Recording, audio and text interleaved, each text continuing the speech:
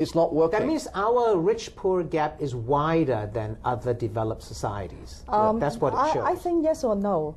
If you say, well, is there really, because of the poverty issue, you find Hong Kong problem is like very serious? I don't really see that. In fact, you said the youth are very radical.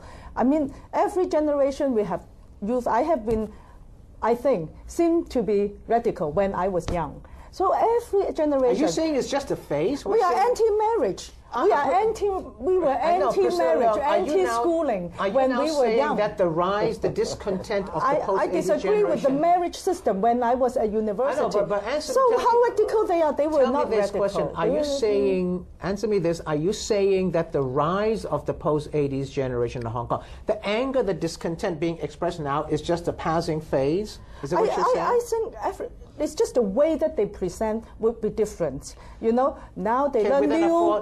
Can we afford to ignore them in that case? Oh, no, we should not ignore them. Every generation, those student leaders, we have to acknowledge what they are doing. But you cannot say it's only the 80s. I'm sorry, the 50s, 60s, we have all these. Let's be honest.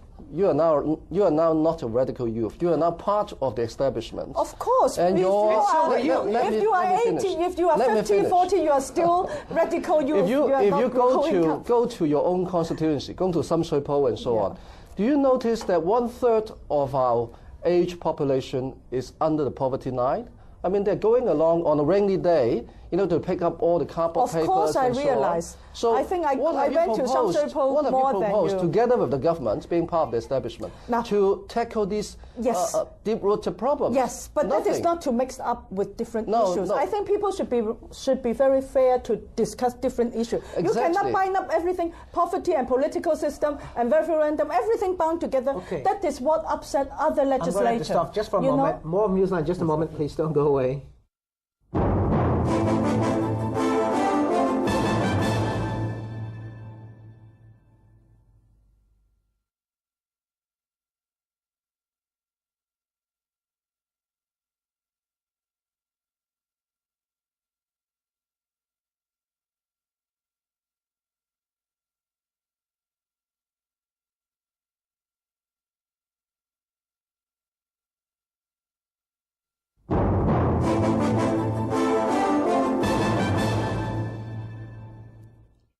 Thanks for staying with us. This is Newsline, and we're asking the question tonight if Hong Kong has become ungovernable.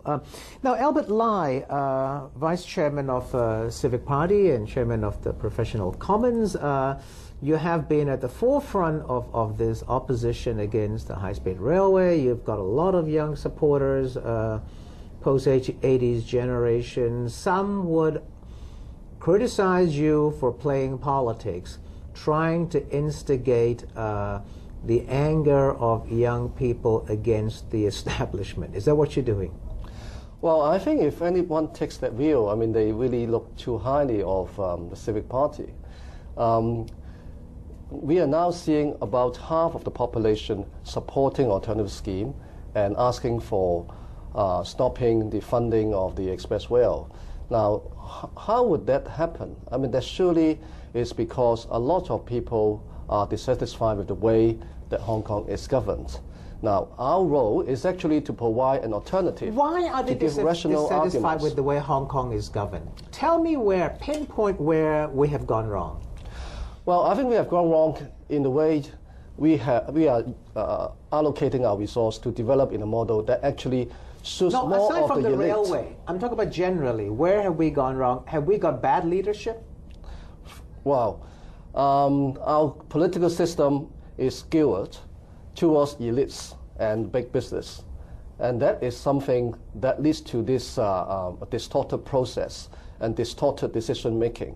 And the youth are quite unsatisfied because they can see... Is that why the youth, young people here are getting so discontented? They see an unfairness in society? Sure.